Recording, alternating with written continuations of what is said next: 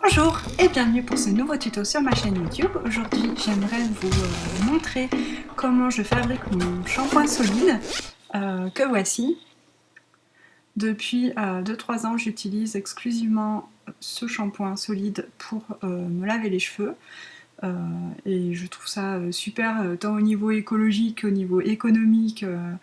Pour mes cheveux, pour mon cuir chevelu, je trouve que ça a vraiment changé la donne, quoi. Donc, comme pas mal de personnes m'ont demandé comment je m'y prenais, voilà, c'est mon tuto. Comme pour celui concernant le savon, il ne sera certainement pas parfait. Je ne suis pas experte, juste voilà, je vous montre comment je fais et surtout je vous montre par A plus B que c'est très très facile à faire. D'abord, je voulais vous parler des produits que j'utilise. Pour faire du shampoing solide, moi ma recette c'est du tensioactif SCI. Alors d'abord sur les produits, j'achète tous les produits sur le site de Aromazone. Je ne suis pas du tout sponsorisée, c'est juste que moi, ma copine qui m'a donné la recette, elle faisait son shampoing avec ces produits-là, je trouvais que c'était super, donc j'ai gardé sa recette, j'ai gardé les produits, j'ai gardé tout. Donc voilà. Mais après, si vous trouvez ailleurs, vous pouvez tout à fait acheter ailleurs. Faites comme vous voulez, quoi. Moi, je vous donne ma façon de faire. Donc, du tensioactif SCI. Alors, les tensioactifs, c'est des produits sous forme de poudre un peu granuleuse. Et c'est en gros, ce sont des produits qui permettent, les deux tensioactifs que j'utilise dans ce shampoing, ce sont des tensioactifs moussants. En gros, un tensioactif, c'est un produit qui permet de modifier la tension de l'eau. Voilà, donc en gros là, de faire mousser, voilà, pour simplifier le truc. Donc le tensioactif SCI, c'est du sodium cocoïl iséthionate, et j'ai écrit ça parce que évidemment je ne connais pas par cœur les noms.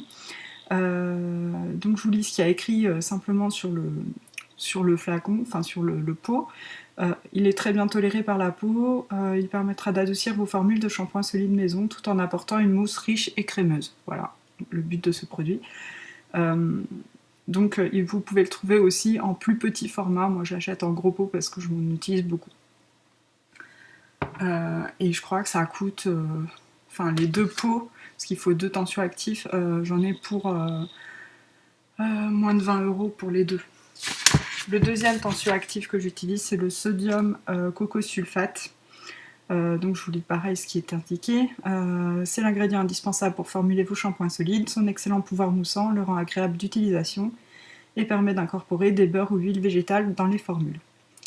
Donc voilà, le sodium cocosulfate. Chacun, j'en utilise pour ma recette, c'est 100 g de chaque. Je vous marquerai la recette sur mon blog, sur le site laboutiqueuse.fr. Peut-être que je précise les choses. Donc, et ensuite, dans la recette, j'ai oublié un truc qui est par terre. J'utilise de l'huile de coco bio. Voilà, que moi j'achète sur le site de Greenwiz. Donc voilà, il en faut 20 g pour cette recette. Ensuite, il faut de la poudre végétale. Donc pour ça, moi j'aime bien utiliser la poudre de guimauve. Il en faut 1 cuillère à soupe pour cette recette. La poudre de guimauve, je vais vous dire à quoi elle sert. Pour gainer, démêler, embellir les cheveux, apaisante et adoucissante, elle est idéale pour les cuirs chevelus délicats. Voilà, la poudre de guimauve. Mais on peut tout à fait remplacer la poudre de guimauve par de la poudre d'orange, par exemple, qui est là. Tonifiante et astringente, utile pour nettoyer la peau et la rendre nette, ce qu'on utilise aussi pour des soins pour la peau. Elle est aussi connue pour rendre les cheveux doux, souples, brillants, tout en les parfumant agréablement. C'est vrai que ça sent bon l'orangeux. Et j'avais testé également la poudre de shikakai, qui a des vertus nettoyantes du cuir chevelu, tout en rendant les cheveux doux et soyeux, pour prévenir les pellicules et favoriser la pousse des cheveux. Voilà, poudre de shikakai. Donc ça, je vous marquerai tout dans la recette. Donc je disais oui, une cuillère à soupe.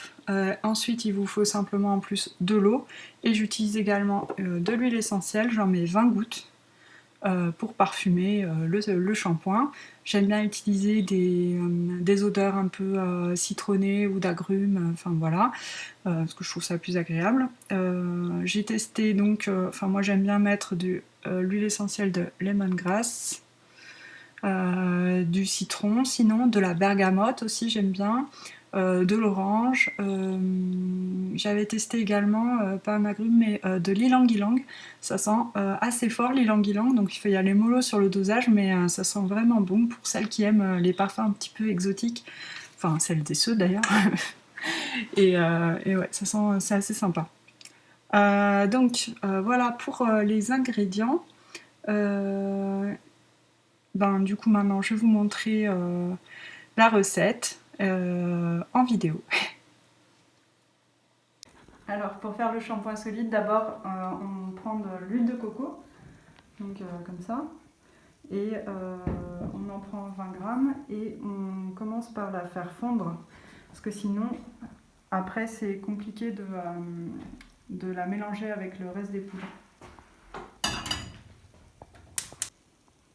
Alors pour utiliser les poudres, pour peser les poudres, je mets le masque, sinon on en prend plein le nez et c'est pas très agréable, mais bon c'est pas dangereux, mais c'est désagréable.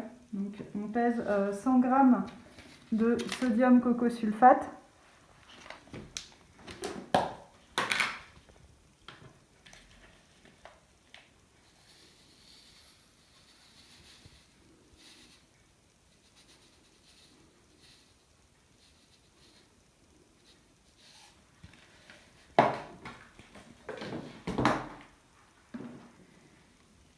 Et 100 g de tensioactif SCI.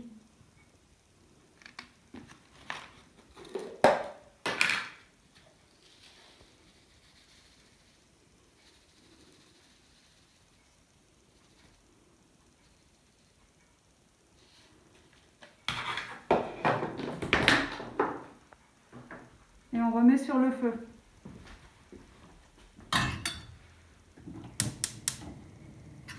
À feu doux.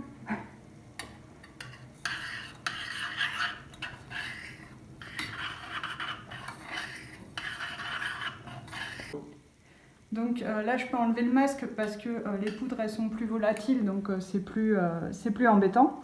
Et là on ajoute une cuillère à soupe d'eau.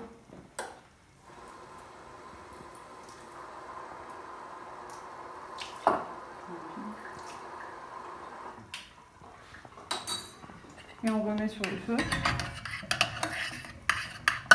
Et ensuite on va ajouter une cuillère à soupe de poudre de guimauve.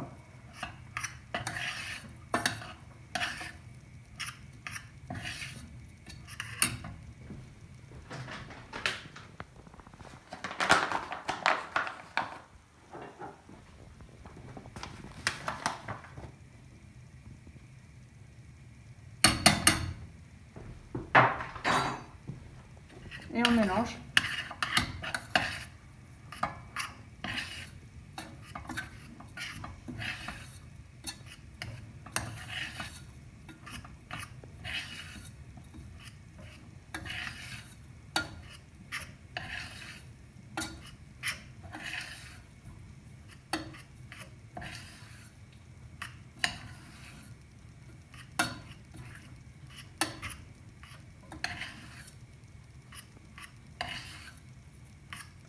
Et ensuite on ajoute les huiles essentielles pour parfumer.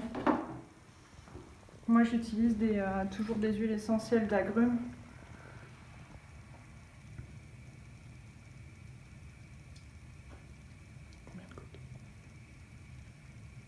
On met 20 gouttes.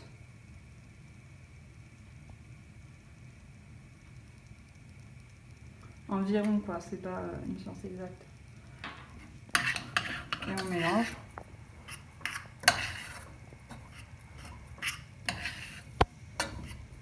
Vous voyez, il faut que ça reste quand même assez sableux, mais pas non plus... Enfin, faut que ça fasse comme il faut, quoi. un peu sableux, un peu pâteux. Donc là, ça y est, c'est prêt.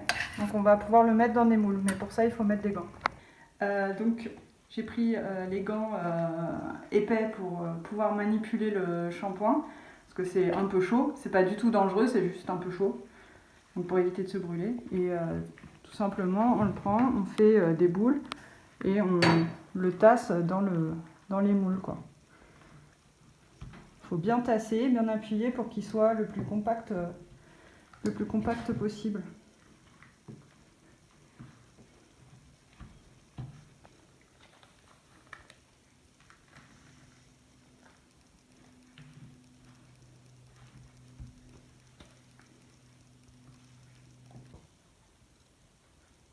Donc voilà, les savons sont finis, maintenant, les shampoings, pardon. Maintenant, il n'y a plus qu'à les mettre à sécher pendant 48 heures et après on peut s'en servir.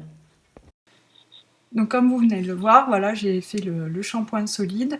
Je voulais juste apporter une petite précision par rapport aux images que vous avez pu voir. Moi, je porte pas de lunettes de protection. Bon, j'ai jamais eu de soucis. Cela dit, je vous recommande quand même de vous protéger puisque les poudres sont quand même assez volatiles et comment dire, vous savez bien quand vous mettez du shampoing dans l'œil, ça fait mal. Donc là c'est pareil, si vous prenez des poudres dans les yeux, c'est très irritant, donc il vaut mieux prendre un peu des précautions, voilà, tout simplement. Je préfère vous le dire en mode faites ce que je dis, pas ce que je fais. Voilà, donc je voulais vous montrer de nouveau le petit shampoing que j'ai pu faire. Bon, celui-là il est un petit peu plus plat. Moi, ce que je vous conseille au niveau de la forme du shampoing, c'est de prendre des moules, enfin voilà, quelque chose qui tient vraiment bien dans la main, une forme qui tienne bien dans la main, puisque le but après, c'est de pouvoir le prendre dans la main et de se le frotter sur le cuir chevelu directement. Donc c'est bien pratique d'avoir quelque chose qui est une bonne prise en main. Donc moi, ce que j'aime, c'est cette forme-là, mais plus épaisse. Là, je pense que on l'avait fait avec un reste et du coup, il est plus plat, mais j'aime bien quand ils sont plus épais et bon, comme ça, ils durent plus longtemps. Et aussi, une dernière chose, quand vous faites du shampoing solide comme ça et que vous l'utilisez, à la fin, il reste un tout petit bout. C'est pas du tout pratique pour se laver les cheveux. Ce que je fais, c'est que je garde tous les petits bouts de shampoing et quand j'en ai suffisamment, je les remets dans une casserole, je les fais fondre ensemble et hop, je forme une boule et ça me refait un shampoing. Donc pas de perte, c'est parfait. Et oui, donc au bout de 48 heures, vous pouvez l'utiliser. Il aura peut-être pas exactement cette couleur, ça dépend de la poudre que vous utilisez, puisque vous voyez dans les poudres végétales, si je prends l'orange, le shikakai, c'est pas du tout les mêmes couleurs et donc forcément la couleur du shampoing sera différente à la fin, quoi. Et voilà, vous voyez, faire un shampoing solide, ça prend vraiment 5 minutes et après le shampoing par contre, lui, à l'usage, il dure... Enfin, nous on s'en sert tous les deux, mon mari et moi, et les enfants aussi s'en servent, mais ils ont le leur, nous on a le nôtre, et il nous dure environ 15 jours, 3 semaines, on va dire 3 semaines peut-être pour un shampoing un peu plus épais que celui-là, mais quand même. Donc vous voyez que c'est quand même super économique par rapport à des flacons de shampoing qu'on trouve en supermarché par exemple. Voilà, moi j'espère que ça vous sera utile, n'hésitez pas à commenter cette vidéo pour me dire ce que vous en avez pensé et si vous essayez, à revenir vers moi pour me dire si vous avez trouvé ça bien. Voilà, et ben à bientôt, ciao!